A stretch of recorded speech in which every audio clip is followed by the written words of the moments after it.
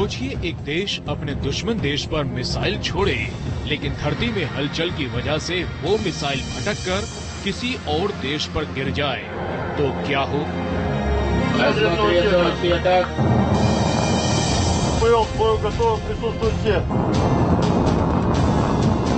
या फिर समुद्र में बड़े बड़े युद्धपोत अपनी मंजिल पर आगे बढ़ रहे हों, लेकिन धरती अचानक बदल दे समंदर की दिशा तो क्या होगा?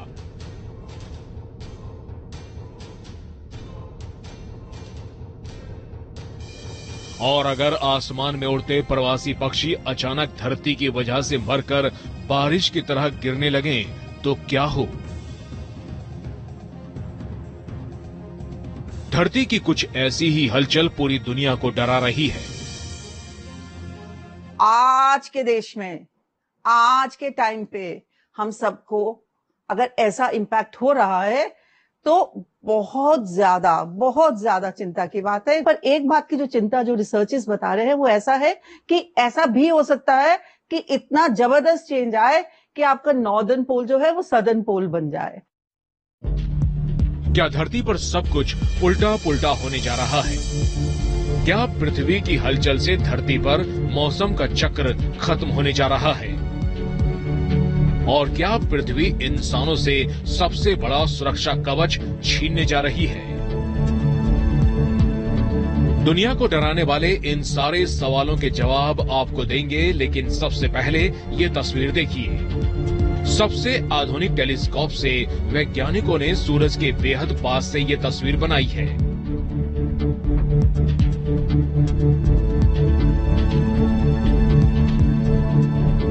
लोहा क्या, पत्थर तक को पिघला देने वाली गर्मी यहाँ है, और इतने गर्म सूरज से ऐसे उठते हैं सोलर स्टॉर्म। सोलर स्टॉर्म यानी एनर्जी से भरे पार्टिकल का ऐसा तूफान जो अगर सीधे धरती से टकरा जाए तो कयामत आ जाए। लेकिन धरती का एक रक्षा कवच इस सोलर तूफान को बीच में रोक देता है।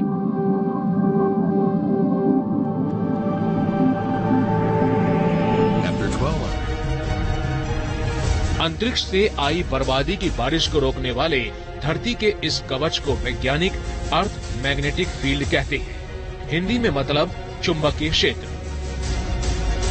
वो शील्ड जो ऊपर से जो सोलर एनर्जी और जो सोलर डायनामिक्स ये जो सब हो रहा है, जो बहुत बहुत तेज करंट्स आते हैं कभी कभी जो हम पे हार्म दे सकती है, ये जो इलेक्ट्रिक मैग्नेटिक फील्ड होती है, जो ये जियोमैग्नेटिक फील्ड, ये उसको एक शील्ड के रूप में कवर कर देती है और करके उसको मिनिमाइज कर देती है, तो हम पे और आप पे कोई इम्पैक्ट नहीं आता। लेकिन कुछ वैज्ञानिकों के मुताबिक धरती का यही कवच अब कयामत का मंजर दिखा सकता है। सवाल ये है कि आखिर कैसे इंसानों को बचाने वाला अर्थ मैग्नेटिक फील्ड ही इंसानों के अस्तित्व के लिए खतरा पैदा कर सकता है। तो ये जानने के लिए आपको धरती के अंदर झांकना होगा।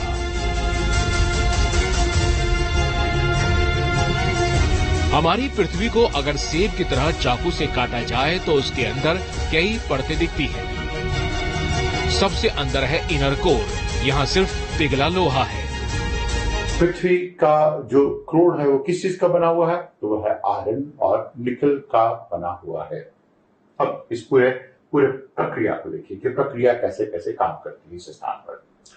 तो ये पृथ्वी हो गई, और पृथ्वी के भीतर में इसका यह है जिसे हम लोग कहते हैं कि इसका कोर है। कि कोर किस तरफ जा रहा है? तो वेस्ट से ईस्ट की तरफ जा रहा है। जो सॉलिड कोर है तो वह वेस्ट से ईस्ट की तरफ चलता है, और लिक्विड कोर है वो वेस्ट से ईस्ट की तरफ चलता है, उल्टा चलता है। आप इसे देखिए, तो यह सॉलिड कोर है वेस्ट से ईस्ट की तरफ जा रहा है।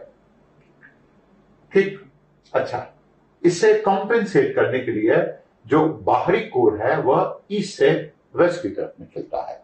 इस स्थान पर जब ऐसी स्थिति आती है तो एक electric current must be induce in inner part of the liquid core.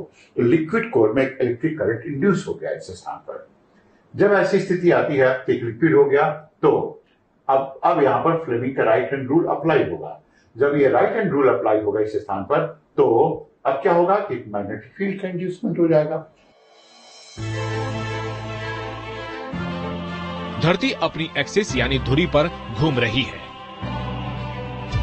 घूमने से पृथ्वी के अंदर आउटर कोर का पिघलता लावा भी घूम रहा है।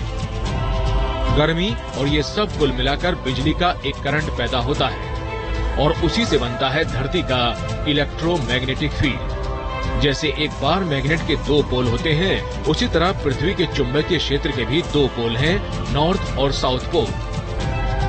अब कुछ वैज्ञानिकों ने दावा किया है कि धरती के ये पोल बदलने वाले हैं, क्योंकि धरती का चुंबकीय क्षेत्र पलटने जा रहा है।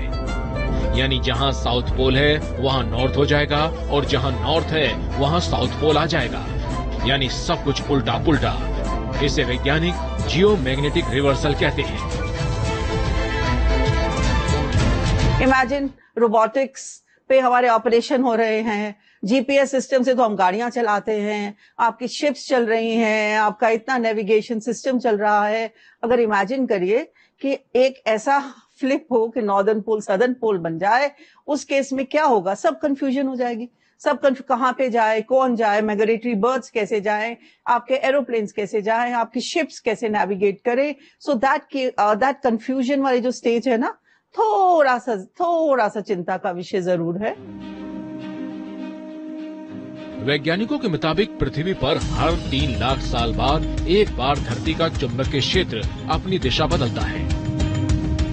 और अगर आप सोच रहे हैं कि अगली बार कब बदलेगा, तो जान लें कि बदलने का टाइम तो बहुत पहले निकल चुका है।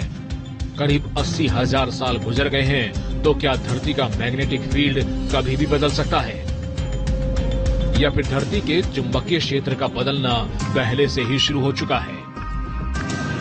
इस स्थान पर आप देखेंगे पृथ्वी के नॉर्थ मैग्नेटिक पोल को, तो आप देखेंगे कि ये बदलाव आ रहा है। ये इसके सारे लाइंस ऑफ फोर्सेस हैं, जो मैग्नेटिक लाइंस ऑफ फोर्सेस हैं, तो ये शिफ्ट करते रहता है हमेशा, यहां से वहां, वहां से वहां।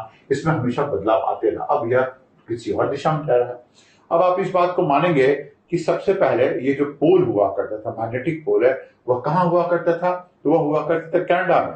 अब वहां से शिफ्ट करते करते करते करते यह रूस की तरफ में आते जा रहा है और यह आइसलैंड के क्रॉस कर चुका है। तो मतलब कि इसके स्वरूप में परिवर्तन आ रहा है। दरअसल धरती का मैग्नेटिक फील्ड कोई 1 या 2 दिन में नहीं बदलता, बल्कि ये कई बार बदलने में सैकड़ों या हजारों साल लगा देता है। इस बदलाव के दौरान हमारा मैग्नेटिक फील्ड कमजोर होने लगता है और कई बार नॉर्थ और साउथ पोल दिशा नहीं बदलते, बल्कि कई सारे नए पोल्स बन जाते हैं। और खतरा यही है, कई सारे पोल्स होने से मैग्नेटिक फील्ड कमजोर होगा तो अंतरिक्ष से आती कयामत की बारिश को रोकना मुश्किल हो जाएगा। अगर ये मैग्नेटिक फील्ड नहीं रहता तो पृथ्वी पे कोई ही वातावरण भी नहीं रहता, पृथ्वी पे कोई जल भी नहीं होता और पृथ्वी पे जीवन भी नहीं होता। तो जब तक ये मैग्नेटिक फील्ड है तब तक ही पृथ्वी पर जीवन पाया जाएगा। अगर ये नहीं तो पृथ्वी पर कोई जीवन होने की शक्यता नहीं है। आसमान में इस चमकती रोशनी को देखिए, इसे नॉर्दर्न लाइट्स कहते हैं। ये जितनी खूबसूरत है, इसकी कहानी भी उतनी भयानक। दरअसल सूरज और अंतरिक्ष से लगातार चार्ज वाले धूल के कणों की बारिश पृथ्वी पर होती रहती है। इन्हें वैज्ञानिक कॉस्मिक रेज कहते हैं। इन कॉस्मिक रेज को धरती का मैग्नेटिक फील्ड नॉर्थ और साउथ पोल की तरफ धकेल देता है, जहां ये धरती के वायुमंडल से मिलकर ऐसी रोशनी पैदा करते हैं। ध्यान रहे, अगर धरती का चुंबकीय क्षेत्र अंतरिक्ष से आते ऐसे आयंस और चार्ज को ना धकेले तो ये सीधे इंसानों से टकराएंगे और हमारे डीएनए को खत्म कर देंगे। और अगर चुंबकीय क्षेत्र ने पलटी मारी तो ये बर्बादी की बारिश होनी तय है। हालांकि चुंबकीय क्षेत्र बदलने का सिर्फ यही खतरा नहीं है, पृथ्वी और सूरज के बीच तालमेल बिगड़ सकता है। अंतरिक्ष में चक्कर लगाती सैटेलाइट्स खराब हो सकती हैं, बड़े बम ले जाने वाली मिसाइलों के सिस्टम फेल हो सकते हैं, धरती पर पानी के जहाज और पनडुब्बियां भटक सकती हैं, जीपीएस आधारित तमाम संचार तंत्र ठप पड़ सकता है। पोल की दिशा बदलने से प्रवासी पक्षी भी संकट में आ जाएंगे। चुंबकीय क्षेत्र इस्तेमाल करने वाले समुद्री जीवों पर भी असर होगा। भयानक जलवायु परिवर्तन होने का भी दावा किया गया है।